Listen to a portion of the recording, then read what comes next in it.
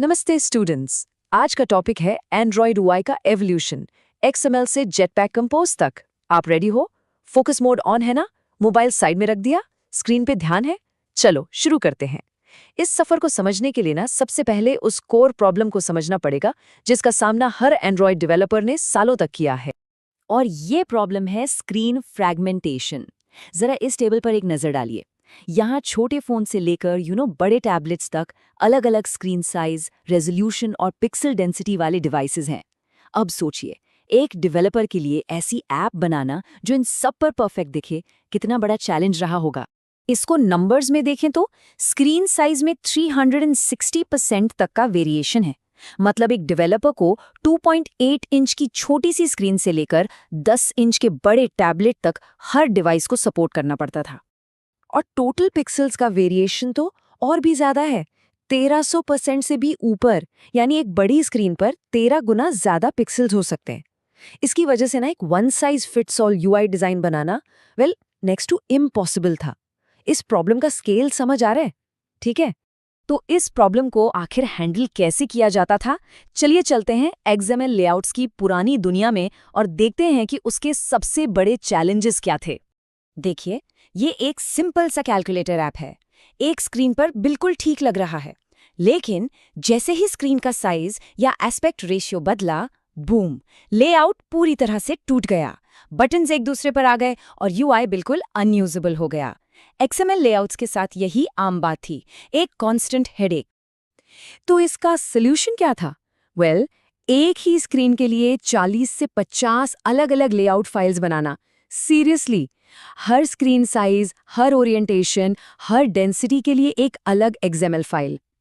अब आप सोचिए, अगर एक छोटे से बटन का कलर भी बदलना हो तो 40-50 फाइल्स में जाके चेंज करना पड़ता था।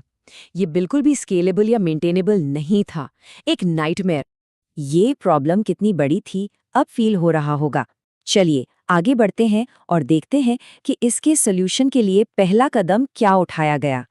एक्सएमएल की इन प्रॉब्लम्स को सॉल्व करने के लिए एक बेहतर तरीका इंट्रोड्यूस किया गया। ये एक एवोल्यूशन था, रेवोल्यूशन नहीं।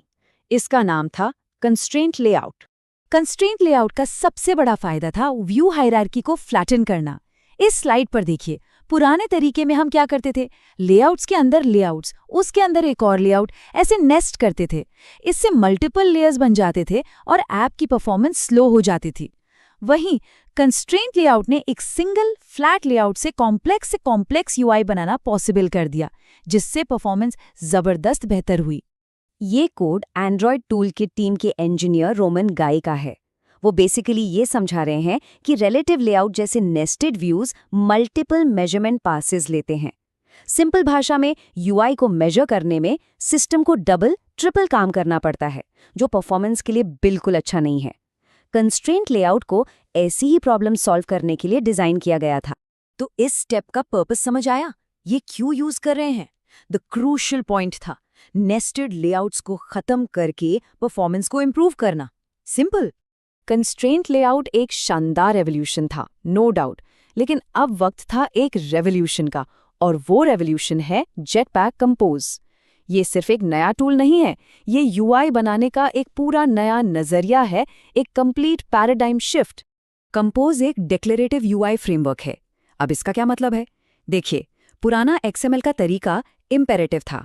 वहां आप सिस्टम को स्टेप बाय स्टेप बताते थे कि यूआई कैसे बनाना है, जैसे किसी को आप टर्न बाय टर्न रास्ता बताते हो। डिक्लेरेटिव यूआई में आप सिर्फ ये बताते हैं कि यूआई एक पर्टिकुलर स्टेट में कैसा दिखना चाहिए, बस। बाकी सब फ्रेमवर्क खुद हैंडल करता है। जैसे आपने जीपीएस को सिर्फ डेस्टिनेशन बता दिया, रास्ता वो खुद ढूंढ लेगा। एग्जाम्पल से समझते हैं। स्क्रीन पर एक सिंपल बटन बनाने का एक्सएमएल कोड देखिए, कितना वर्बोज है, right? ID, width, height, text, सब कुछ डिफाइन करना पड़ता है। और अब देखिए वही बटन जेटपैक कंपोज में, सिंपल, क्लीन और रीडेबल, सिर्फ एक फंक्शन कॉल। यही डिक्लेरेटिव अप्रोच की पावर है, कम कोड, बेहतर रीडेबिलिटी और गलतियों के चांसेस भी कम। लॉजिक समझ आया या सिर्फ देख रहे हो? दोनों अप्रोचेस के बीच का ये फंडामेंटल डिफरेंस क्लियर होना बहुत जरूरी है। चलिए अब इसके रियल वर्ल्ड बेनिफिट्स को डेटा के साथ देखते हैं। तो अब बात करते हैं नंबर्स की।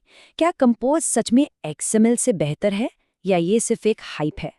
चलिए देखते हैं रिसर्च क्या कहती है। ये टेबल एक रिसर्च पेपर से है और इसमें साफ साफ दिख रहा है जेटपैक कंपोज यूज करने से फीचर डेवलपमेंट टाइम 37.5% कम हो गया, यूआई से जुड़े बग्स 40% कम हो गए, एनिमेशन बनाने का टाइम 60% कम हुआ और मेमोरी यूजेज 45% तक बेहतर हो गया। ये नंबर्स कंपोज की पावर को साफ साफ दिखा रहे हैं, इसमें कोई डाउट नहीं है। इस बार चार्ट को देखिए, जहां XML में एक फीचर बनाने में 4 हफ्ते लग रहे थे, वहीं कंपोज से वही काम सिर्फ 2.5 हफ्तों में हो जाता है। ये सीधा सीधा प्रोडक्टिविटी बूस्ट है डेवलपर्स के लिए, कंपनीज के लिए। और ये डोनट चार्ट दिखा रहा है कि UI रिलेटेड बग्स में 40% की कमी आई है। इसका मतलब क्या है कि कोड ना सिर्फ जल्दी लिखा जा रहा है, बल्कि बेहतर क्वालिटी का भी बन रहा है, जिससे बाद में मेंटेनेंस का सिरदर्द भी कम हो जाता है। अगर इंटरव्यू में पूछा गया तो बता पाओगे? ये नंबर्स सिर्फ फिगर्स नहीं है, ये इंडस्ट्री ट्रेंड्स हैं। सोचो, अगर इंटरव्यू में आपसे कंपोज के बेनिफिट्स पूछे गए तो ये डेटा कितना पावरफुल इम्पैक्ट डाल सकता है। सीरियसली सोचना इस बारे में। चलिए अब इसको प्रैक्टिकली कैसे यूज करना है वो देखते हैं। सबसे अच्छी बात यह है कि आपको अपनी पूरी ऐप एक साथ कंपोज में कन्वर्ट करने की जरूरत नहीं है। गूगल ने माइग्रेशन का रास्ता बहुत आसान बनाया है। अब ध्यान से देखना, स्टेप बाय स्टेप बता रहा हूं। अगर आपके पास एक एग्जिस्टिंग XML लेआउट है तो आप उसके अंदर कंपोज व्यू का इस्तेमाल करके नया कंपोज UI ऐड कर सकते हैं। पहले अपने XML में कंपोज व्यू ऐड कीजिए, फिर कोड में फाइंड व्यू बाय आईडी से उसे एक्सेस करके सेट कंटेंट ब्लॉक में अपना कंपोजेबल फंक्शन लिख दीजिए। सिंपल है ना? ध्यान से सुन रहे हो? वीडियो पॉज करो और ट्राई करो, सिर्फ देखने से याद नहीं रहेगा। ये इंटरऑपरेबिलिटी एक स्मूथ माइग्रेशन के लिए बहुत जरूरी है, इसको समझना इंपॉर्टेंट है। अच्छा, इसका उल्टा भी पॉसिबल है। मान लीजिए आप एक नया कंपोज स्क्रीन बना रहे हैं, लेकिन उसमें कोई पुराना कस्टम व्यू या थर्ड पार्टी लाइब्रेरी यूज करनी है। नो प्रॉब्लम, आप एंड्रॉयड व्यू API से उस लेगेसी व्यू को अपने कंपोजेबल फंक्शन के अंदर रैप कर सकते हैं, तो फ्लेक्सिबिलिटी पूरी है। एक आसान ट्रांजिशन के लिए इन बेस्ट प्रैक्टिसेस को जरूर फॉलो करना।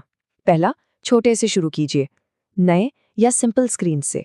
दूसरा, XML और कंपोज को एक साथ कोएग्जिस्ट करने दीजिए, कोई जल्दी नहीं है। तीसरा, धीरे धीरे स्क्रीन बाय स्क्रीन माइग्रेट कीजिए। और आखिरी, कम्युनिटी फोरम्स और ऑफिशियल डॉक्यूमेंटेशन से हमेशा जुड़े रहिए, वहाँ बहुत हेल्प मिलती है। खुद से बना पाओगे? गलती हो तो कैसे फिक्स करोगे? देखो, ये सफर आसान होगा अगर आप प्लान के साथ चलेंगे।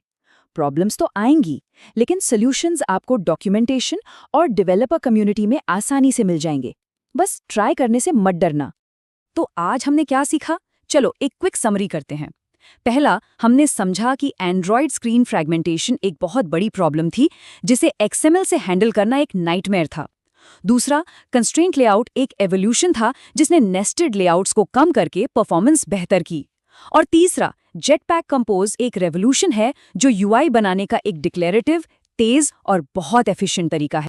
अब एक सवाल आपके लिए, अपने करंट प्रोजेक्ट में वो कौन सा एक फीचर है जिसे आप सबसे पहले कंपोज में माइग्रेट करना चाहेंगे? इसका जवाब कमेंट्स में जरूर शेयर कीजिए। और हाँ, अगर कोई डाउट है तो कमेंट सेक्शन में बताना। अगले सेशन में हम कंपोज में स्टेट मैनेजमेंट को डिटेल में समझेंगे। All the best, keep learning.